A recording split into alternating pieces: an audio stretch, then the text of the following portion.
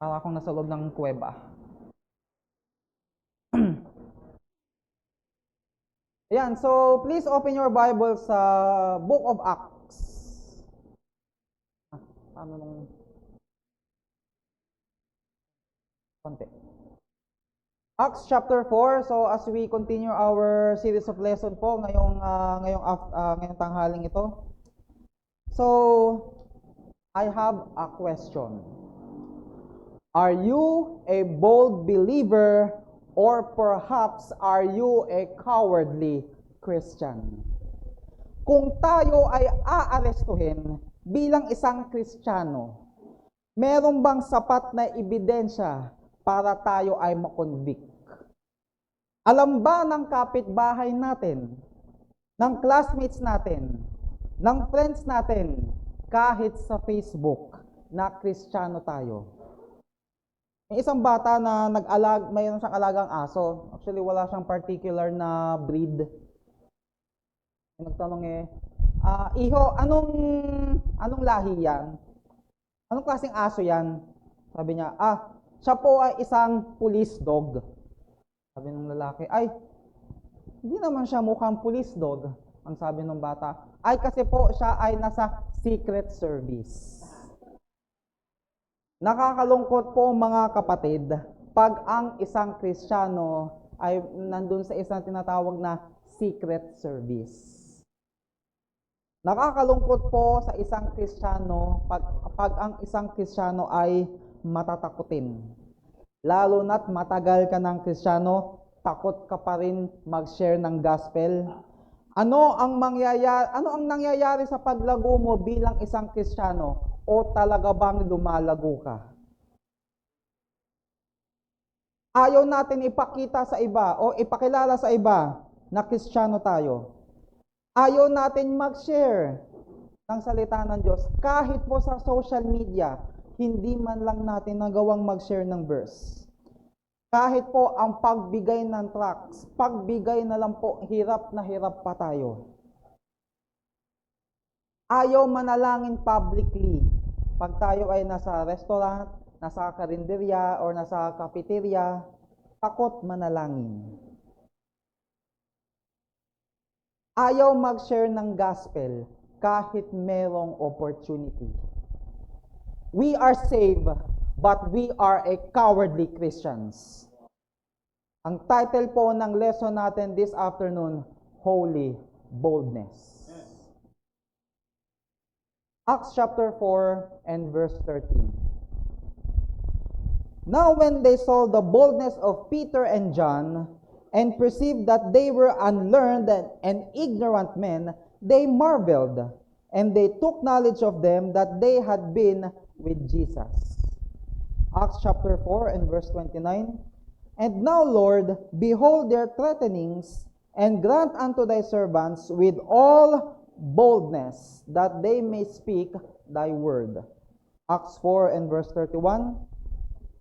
And when they had prayed, the place were shaken where they were assembled together, and they were all filled with the Holy Ghost, and they spake the word of God with boldness. 3 times sa chapter na ito na nabanggit ang salitang boldness. It is associated with God the Son, God the Father, and God the Holy Spirit.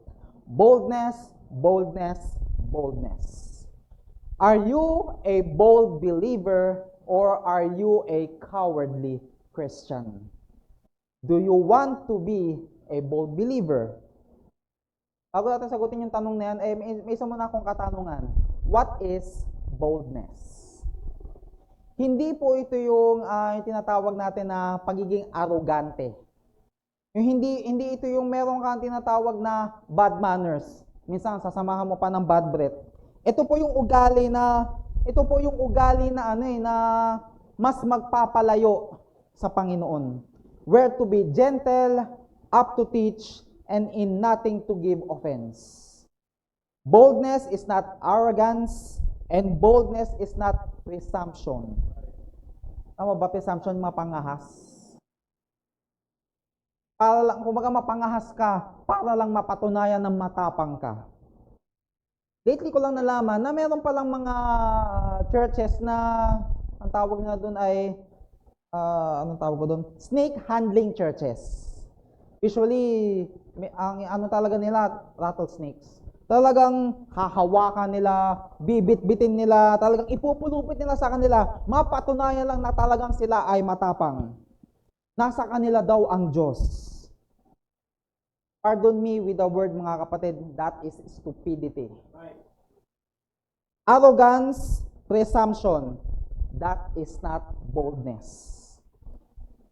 What is boldness? Boldness is having the courage to stand for the Lord Jesus Christ in the face of opposition. So, ano po ang background ng chapter 4 na pag-aaralan po natin ngayon? 2 weeks ago, na-discuss po natin yung taong baldado na pinagaling dun sa beautiful gate, Acts chapter 3 and verse 6. Then Peter said, "Silver and gold have I none, but such I have give I thee. In the name of Jesus Christ of Nazareth, rise up and walk." Natin niya, pinagaling siya. At yung mga Pharisees and Sadducees na galit sa Panginoong Jesus, kung saan ang puso nila ay talagang sa galit nila, yung puso nila ay meron ng kamandag. At hindi nila maitanggi yung miracle na nasaksihan nila. Yung miracle na ginawa ni Juan at ni Pedro. Akala nila ito ay kanilang makukubli. Pag sinabi nila na wag na kayong magsalita o magturo sa pangalan ni Jesus. Pero alam natin yan, hindi sila nakapagpigil. Kasi nga gusto nilang ibahagi ang Panginoong Jesucristo. Nagbigay na ng warning ang Sanhedrin, ang councils, ang mga church leaders that time, na wag na kayong magturo tungkol dyan. Pero silang mga kapatid, nagpatuloy. Tayo mga kapatid, walang pumipigil sa atin. Pero bakit hirap na hirap tayo magbahagi ng salita ng Diyos? Tingnan nyo po sa Acts chapter 4, verse 9. Ako binilagay kong verse. Ayun. If we this day be examined on the good deed done to be in...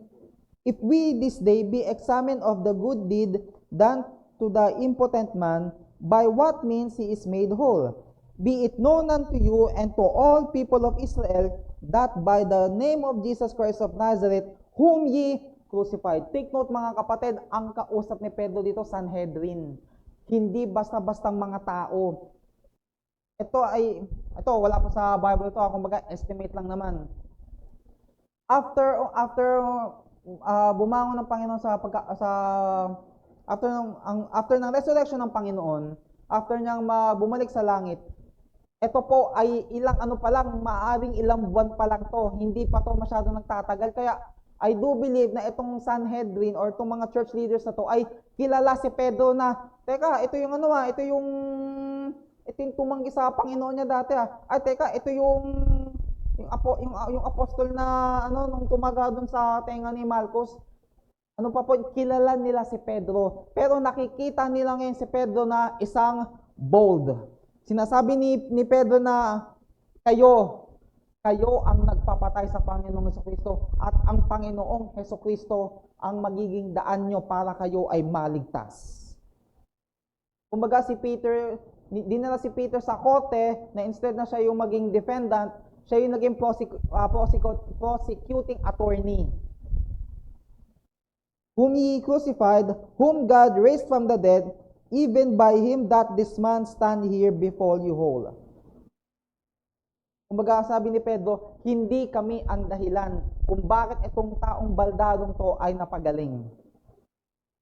Sumunod na verse 11, "This is the stone which was set at naught of you builders, which is become the head of the corner.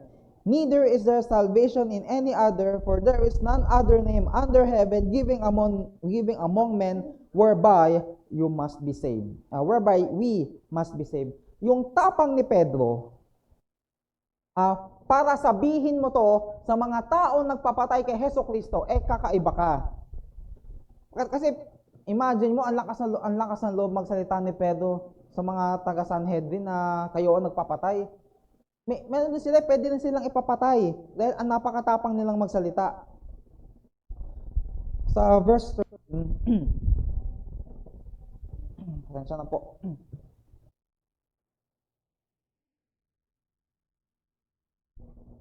Sa verse 13, now when they saw the boldness of Peter and John, and perceived that they were unlearned and ignorant men, they marveled, and they took knowledge of them that they had been with Jesus. Ano ang basihan ng confidence ni Peter at ni John? Imagine yung mga kapatid ha, sila ay walang tinatawag na, ang tawag doon? Wala silang Bible school.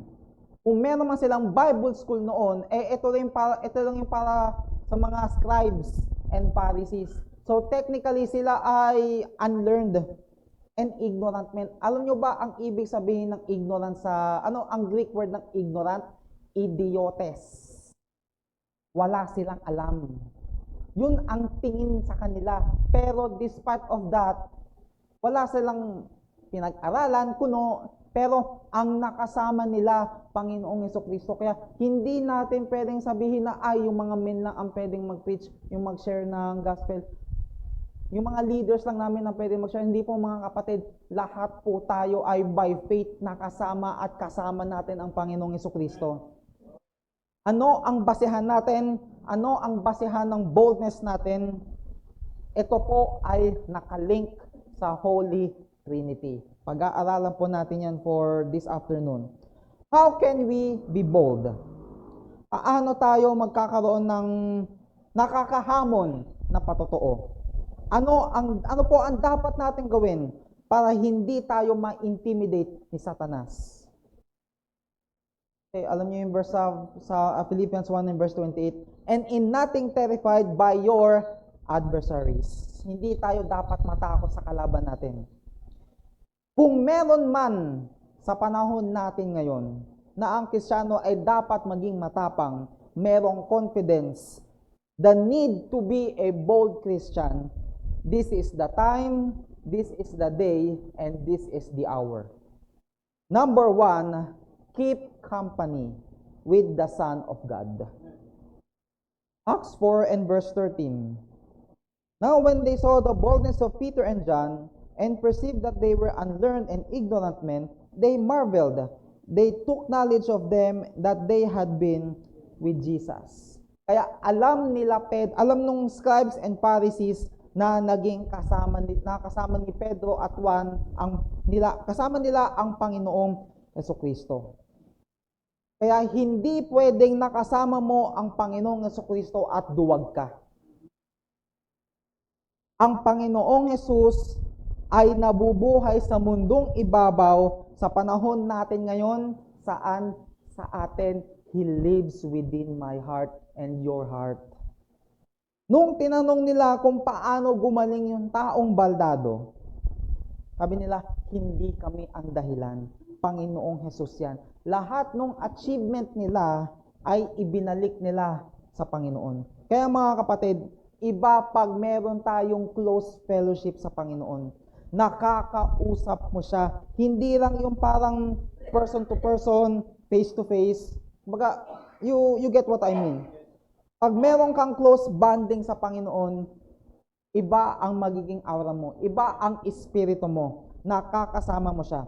Meron tayong inawit kanina, I come to the garden alone, while the dew is still on the roses, and the voice I hear falling on my ear, the Son of God discloses. And He walks with me, and He talks with me, and He tells me, I am His own. Pag meron tayong bonding mga kapatid, mararanasan natin to. Pag meron tayong fellowship sa Panginoon, we can hear His still small voice. Kaya ang Panginoon, hindi niya, kumbaga ang Panginoon ay hindi na niya kailangan hawiin yung mga ulap at dumunga para i-check tayo kung ano ang nangyayari. Hindi mga kapatid, ang Panginoon ay nabubuhay sa atin. Matthew 18 and verse 20, For where two or three are gathered together in my name, there am I in the midst of them.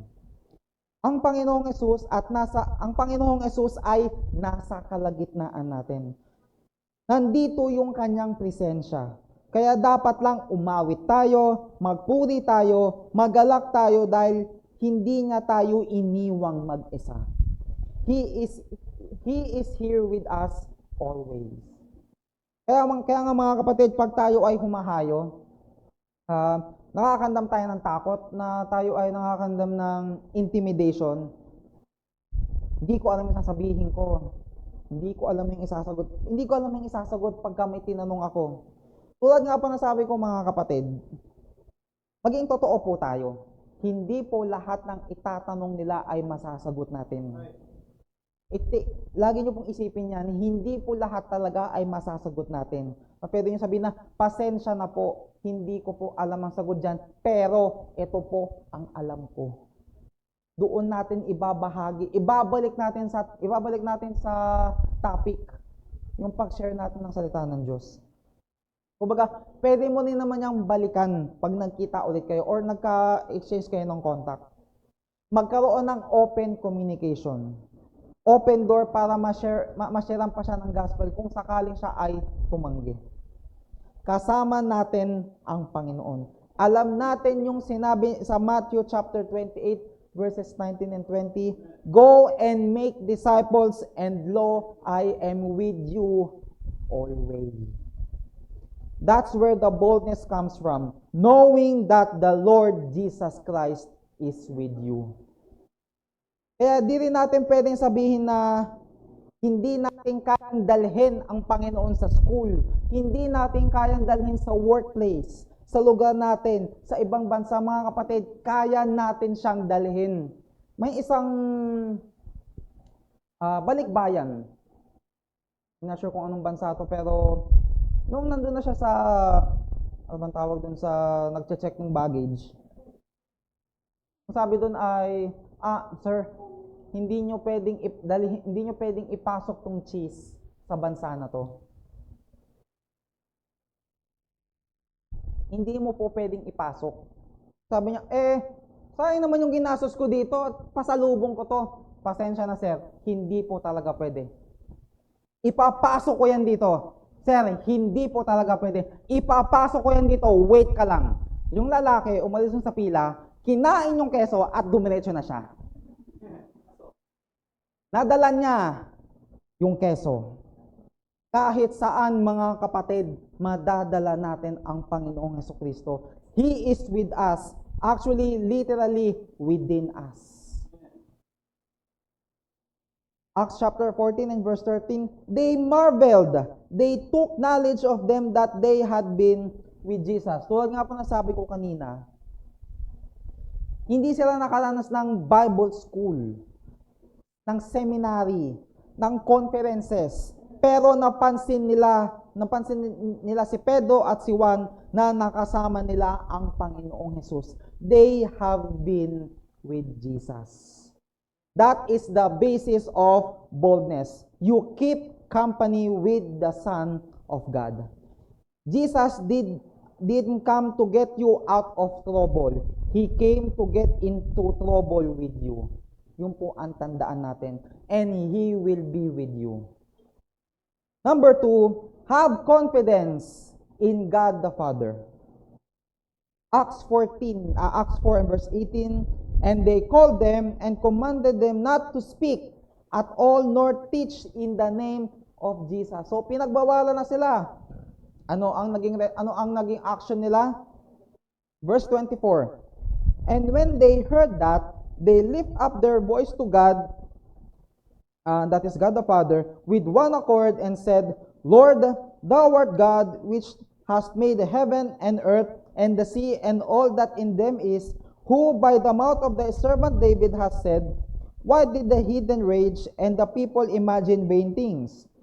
The kings of the earth stood by, and the rulers were gathered together against the Lord and against his Christ. For it wrote against thy holy child Jesus, whom thou hast anointed, both Herod and Pontius Pilate, with the Gentiles and the people of Israel, were gathered together, for to do whatsoever thy hand and thy counsel determined before to be done.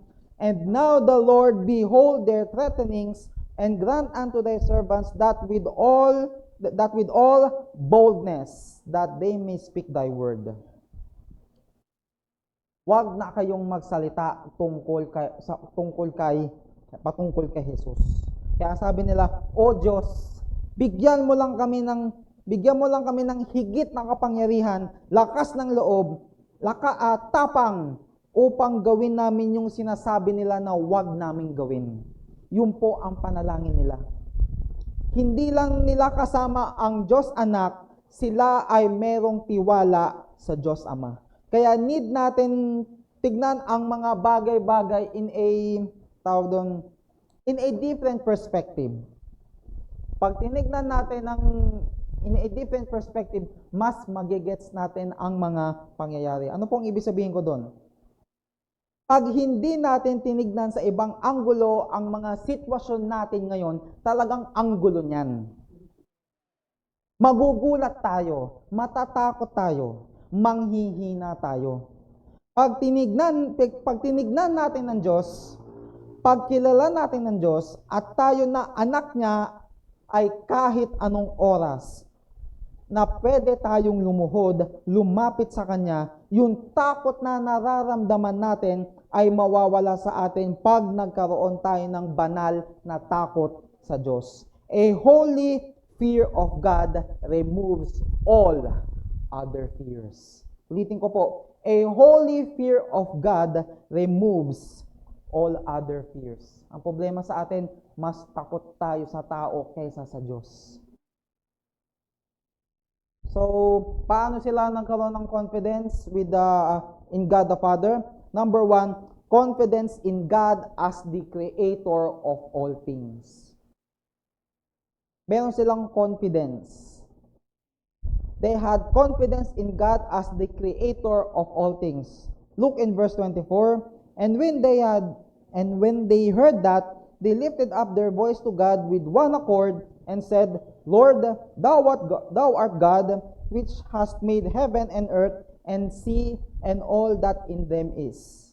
Ito ang Diyos na sumasalok ng karagatan, ang humulma ng kabundukan, ang lumikha ng bilyong-bilyong bituin. Ang sinabi ng mga apostol, O Diyos, Ikaw ang lumikha ng lahat. Ikaw ang Diyos namin, kami ang iyong anak. Bakit kami mangangamba? Bakit kami matatakot kung kasama namin ang Diyos? Number 2, confidence in God as the controller of all things. Who by the mouth of their servant David has said, Why did the heathen rage and the people imagine vain things? The kings of the earth stood up, and the rulers were gathered together against the Lord and against His Christ. Imagine nyo itong mga taong umaaway o tumutulig sa Panginoon, para silang nakatindig, nakatungo, na malakas ang loob nila na labanan ang Panginoon. Verse 27, For a truth against thy holy child Jesus, whom thou hast anointed, both Herod and Pontius Pilate, with the Gentiles and the people of Israel were gathered together, for to do whatsoever thy hand and thy counsel determined before to be done. Ano po ang ibig sabihin niyan?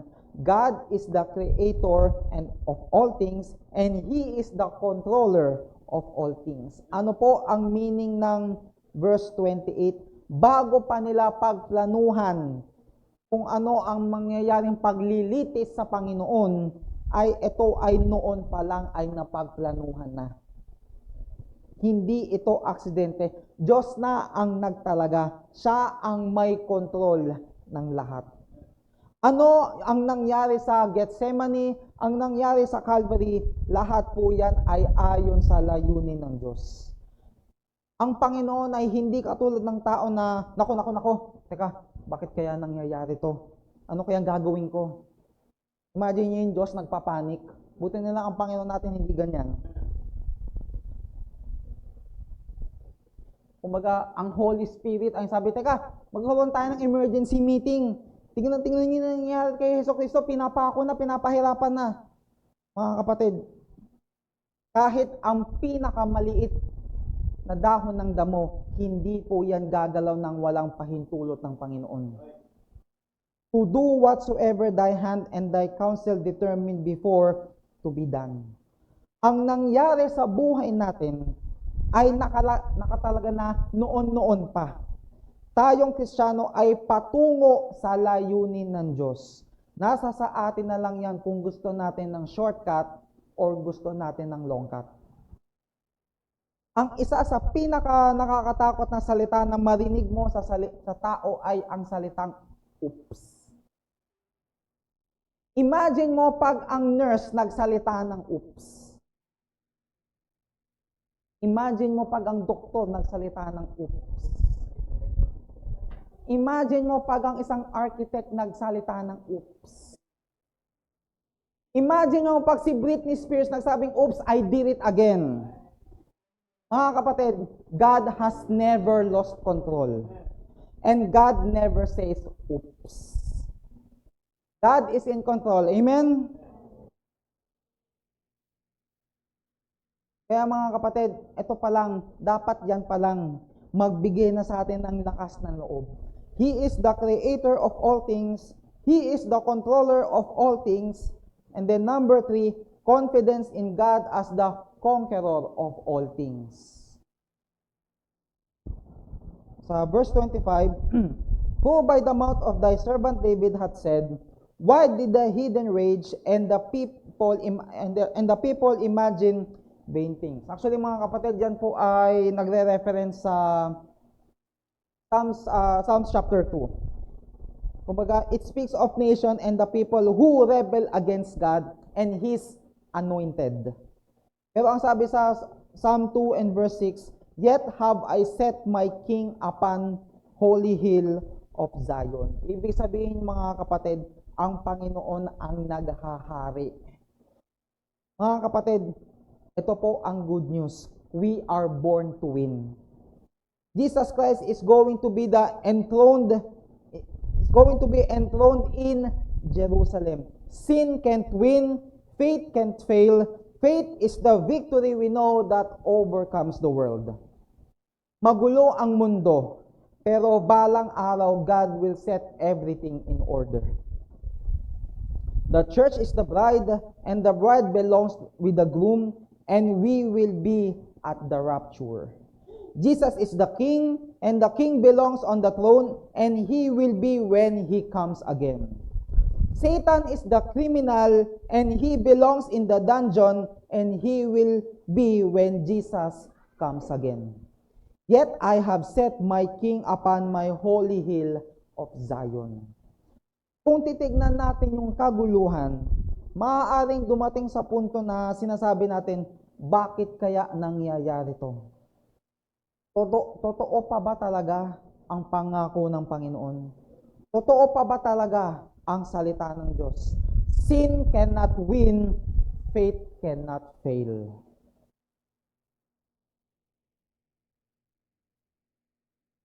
Sa mga nakaranas ng tumambay sa beach, kita niyo yung alon, merong maliit, merong malaki. Minsan ang pinagdadaanan natin sa buhay, yung maliliit na alon. Doon tayo nakafocus, natatakot tayo, pero hindi natin nakikita na meron pang mas malaking alon na paparating. Mga kapatid, yung problema natin, maliit lang na alon yan, pero ang Panginoon, siya ang malaking alon na mag-overcome ng mga pinagdadaanan natin. Don't you get your eye on some little wave. God's tide is moving. The kingdoms of this world are become the kingdoms of our Lord and of His Christ, and He shall reign forever and ever. Revelation 11 and verse 15. Mga kapatid, tingnan niyo po ako. Ano ang iyong pinagdadaanan? Ano ang iyong problema? Isipin niyo mga kapatid, isipin niyo kung anong pinagdadaanan niyo ngayon. Ngayon, nasa isip niyo na, doblehin mo.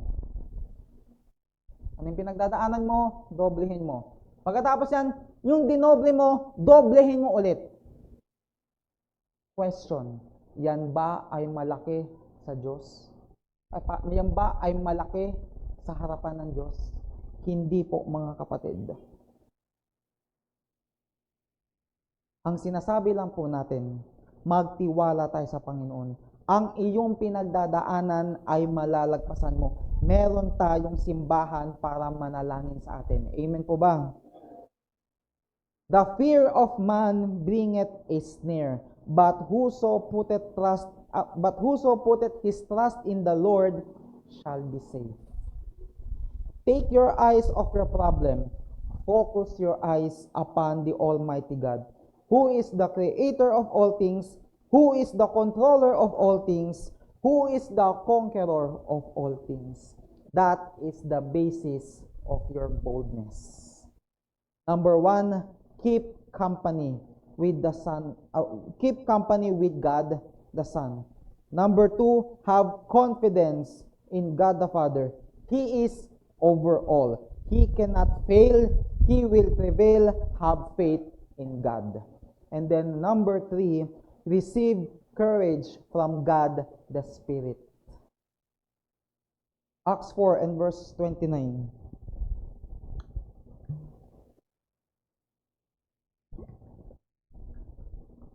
And now, Lord, behold their threatenings, and grant unto thy servants that with all boldness that they may speak thy word, by stretching forth thine hand to heal, and that signs and wonders may be done by the name of thy holy child Jesus. And when they had prayed, the place were shaken where they were assembled together, and they were all filled with the Holy Ghost, and they speak the word of God with boldness. We mentioned God the Son, God the Father. Now we're mentioning God the Spirit. Ito na po yung tinatawag natin na triune God. Boldness is in the triune God.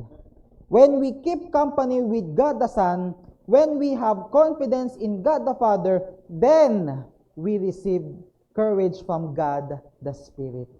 God the Holy Spirit will give us the courage that we need to live for Him. Yung banal na espiritu, yung nasa sa atin ng banal na espiritu ay ito yung magbibigay ng kalakasan, ng lakas ng loob sa atin para mabuhay tayo para sa Kanya. Holy Spirit ang magbibigay sa atin ng lakas ng loob kung paano natin magagawa ang Kanyang kalooban. Acts 4 and verse 29 ulit. And now, Lord, behold their threatenings, and grant unto thy servants that with all boldness that they may speak thy word. The word servant here is the Greek word. Ang Greek word po niyan ay, ang ibig sabihin lang ay bond slave. We are a bond slave of Jesus Christ. Mga kapatid, are you a slave of Jesus Christ? Araw-araw ba ay meron tayong habit na isurrender natin ang ating sarili. Isurrender natin ang buhay natin sa Panginoon. Lord, I am your servant. Hindi lang siya basta-basta simpleng servant. This word means a slave of the Lord Jesus Christ. Alipin ni Jesus. Boldness is not for rebels. You will never have boldness, true boldness, until sabihin natin, Panginoon, pagkalooban mo po ako pong iyong alipin, ay pagkalooban mo ng katapangan, lakas ng loob. After nating manalangin ng ganyan, mga kapatid, ibibigay sa atin ng Holy Spirit yung hinihingi natin, yung ninanais natin. Pero, kung tayo ay merong unconfessed sin, any unsurrendered area in our lives, you're not going to have boldness. Proverbs 28 and verse 1, the wicked flee when no man pursueth, but the righteous are bold as a lion. Ano po ibig sabihin ng verse na yan? Alam kaya nila yung ginawa ko? Baka may idea na sila. Baka nahuli na ako. Bahala na.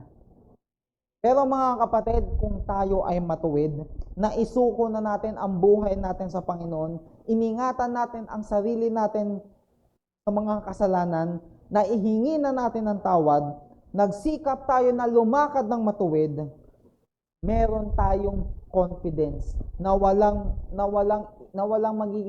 issue sa atin ang Panginoon. Bold as a lion. Tayo ay kanyang tagasunod. Tayo ay nasa Panginoong Hesukristo. Tinitignan ako ng Diyos ng isang malinis na vessel. Nananahan sa atin ang banal na Espiritu. Bakit kailangan nila ng boldness? Bakit sila nagre-request ng boldness? Bakit sila nagre-request ng tapang? Number 1, courage to express God's word. And now, Lord, behold their threatenings, and grant unto thy servants that with all boldness that they may speak thy word. Marami na tayong naobserbahan kung paano mag-soul win. Maraming beses na tayong nag-soul winning clinic. Meron pa tayong script. May nag-guide na sa atin. May nananalangin na para sa atin. Nasa sa atin na ang banal na Espiritu. Bakit natatakot pa rin tayong magbahagi ng simpleng pamamaraan ng kaligtasan? Courage to express God's word. Tignan niyo po mga kapatid. These apostles did not ask for safety. They asked for courage. We are in a religious country. Freedom of religion. So far, sa dami ng beses ko, wala pa naman akong nararanasan na parang tumutuligsa. At least sa experience ko. Na pagka ang isang mananampalataya ay nagbabahagi ng Diyos, merong kumukontra. In fact, mga kapatid, diyan lang sa Lianas tuwing hapon, meron diyang street preaching na nagaganap. Minsan dyan sa crossing, minsan may pastora din dyan. At alam nyo ba mga kapatid, mas madaling mag-soul win dito kaysa sa ibang bansa. Actually mga kapatid, mas madaling mag-soul win dito sa Calamba kaysa sa Quezon. Naranasan namin nila Sir Andrew. Yung mga tao doon, yung mga bahay doon ang lalayo. Usually, ang maaabutan mo sa bahay, mga kababaihan lang kasi ang mga lalaki ay nagtatrabaho. Kumakayod. Kaya mga kapatid, ano ang problema? Anong problema natin mga kapatid? Ano ang kailangan nating gawin?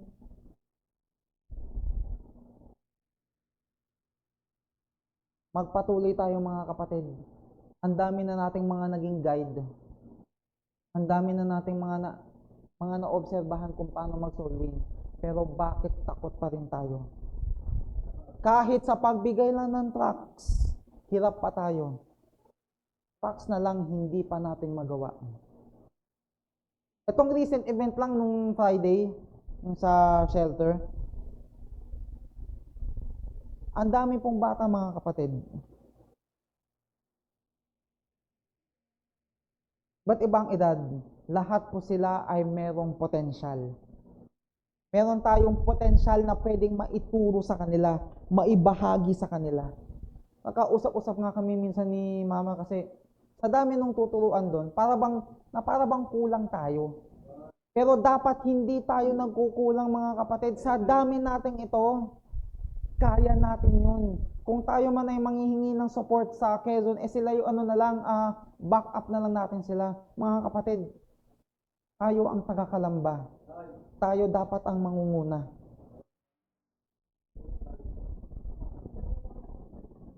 At least yung mga taga-Los Baños doon, ang mga taga-Calamba, napakarami.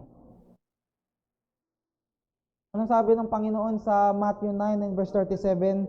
Then saith he unto his disciples, the harvest truly is plenteous, but the laborers are few. Kung sa panahon ng Panginoong Hesukristo, sinabi niya ay plenteous na ang harvest, ano pa kaya sa panahon natin ngayon? Mga kapatid, sa maniwala po kayo sa hindi. Noon nandun po kami nung Friday, dun sa Barangay 7 sa covered court. Yung sabi ng executive judge na nag-handle dun sa mga kabataan na biktima ng kung ano-ano mga krimen, sabi niya ay magtuturo daw kami. Talagang ang first impression ko, hanapin si Sir Ed. Ang problema, wala si Sir Ed nung mga araw na yon.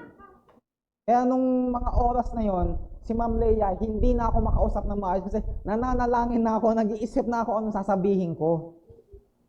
Mga kapatid, nakikita nyo ako ngayon, hindi ako ganito dati. Sa mga nakakakilala sa akin, ako po ay anti-social. Hindi ako mahilig makipagsalamuha sa mga tao. Hindi ko kayang magsalita sa harap. Kaya mga kapatid, salamat na lang sa Panginoon. Naging training, may practice. Mga kapatid, itong mga nalalaman na lang natin, walang problema. Meron tayong script, meron tayong soul winning clinic, meron tayong mga na-observe paano mag-soul win. Kung hindi natin siya ipapractice at nasa sa atin lang siya, para saan pa mga kapatid? Ay, next time na lang, kinakabahan ako. Ay, siya na lang, mas okay siya mga kapatid. What if kaya hindi kayo nasira ng salita ng Diyos?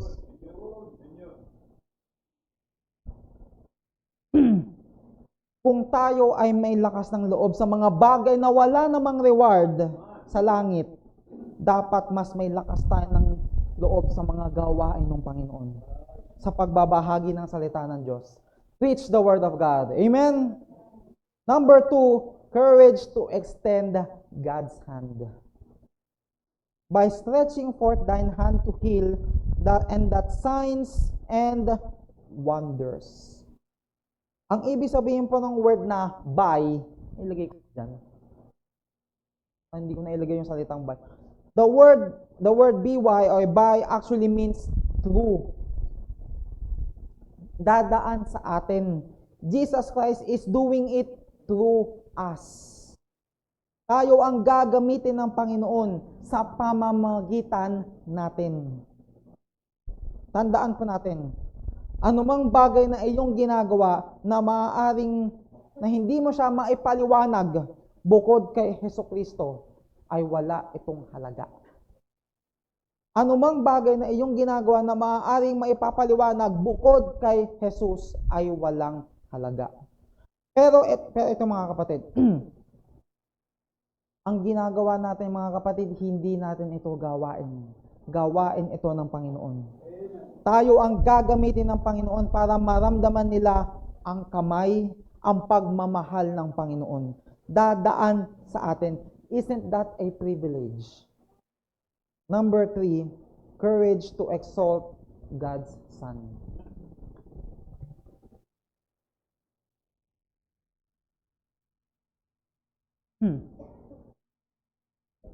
That signs and wonders may be done by the name of the Holy Child Jesus. The name, N-A-M-E, means authority. The authority of Jesus. Kaya natin sinasabi sa panalangin natin sa ngalan ni Jesus. Ang ibig sabihin po nito, ginagamit natin ang pangalan ni Jesus ng may otoridad. Kumbaga, ito yung pinapagawa ni Kapitan, nakapangalan sa kanya. Ito yung pinapagawa ni Consi, pinapagawa ni Mayor. Merong authority. Mga kapatid, lalo-lalo na sa atin, Panginoon yan. Panginoong Hesukristo ang may authority niyan na idadaan sa atin, gagamitin tayo. Kung meron man sa panahon, kung meron man sa panahon natin ngayon, na dapat na maging matapang ang Kristiyano, dapat po sa panahon natin. Sooner or later, maging ready po tayo pag tayo ay pinatawag sa pagpupulong ng DSWD. Na pwede bang ipanalangin mo kami? pwede bang ito ang i-share mo sa amin? Ipanalangin mo yung event namin. Mga kapatid, tayo po ang tatawagin nila. Huwag tayong mahiya. Huwag tayong matakot. Iangat natin ang pangalan ng Panginoong Hesus. The Holy Spirit of God gives us courage to express your word, to extend your hand, to exalt your Son, the Lord Jesus Christ.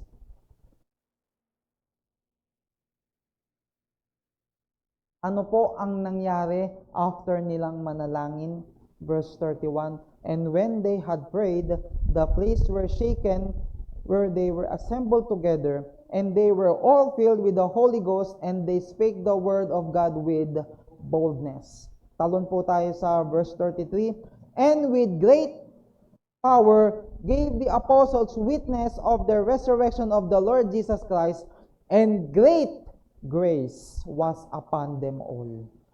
Patuloy ang pagdami ng mga naliligtas. For our conclusion, meron tayong upcoming opportunity. Hindi lang para matugunan ang kanilang physical, emotional needs, lalo-lalo na mga kapatid sa kanilang spiritual needs. Hindi po lahat maniniwala. Hindi po lahat tatanggap. Pero patuloy tayong magpagamit sa pagbahagi ng kaligtasan. Pwede nyo sabihin na ang hirap ng magbahagi ng salita ng Diyos. Mga kapatid, tunay din naman po. Pero hindi po yan dahilan para huminto tayo. Hindi lahat ng tao, pwede nyo sabihin na hindi lahat ng tao interesado kay Jesus. Meron pong survey, February 2023, last year lang. According sa isang survey, itong mga panahong to, Christianity is the top 2 fastest growing religion in the world. Although ang Christianity ay napakaraming denomination yan, Christianity pa din. Merong at least 2.6 billion Christians nung 2023 survey. And ang estimate nila sa 2050, year 2050 ay merong 3.3 billion Christians. Souls are coming to Jesus Christ every day by hundreds of thousands. At mas marami pa yan if we will stop being cowardly Christians, if we will stop being in the secret service. Makakaramdam man tayo ng takot, ng intimidation, pero I hope and pray mga kapatid, ito pong lesson na to ang maging hamon sa atin. Meron pong Great Commission na iniwan sa atin ang Panginoon. Pero ang mga kapatid, ito yung tandaan nyo, hindi lang po nag-iwan ng commandment ang Panginoon.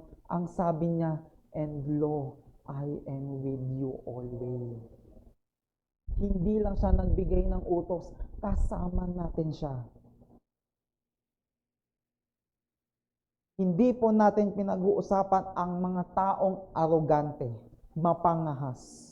Ang tinutukoy po natin ay yung tapang na nanggagaling sa banal na Espiritu to express God's word, to extend God's hand, to exalt God's Son. Tayo po ay manalangin.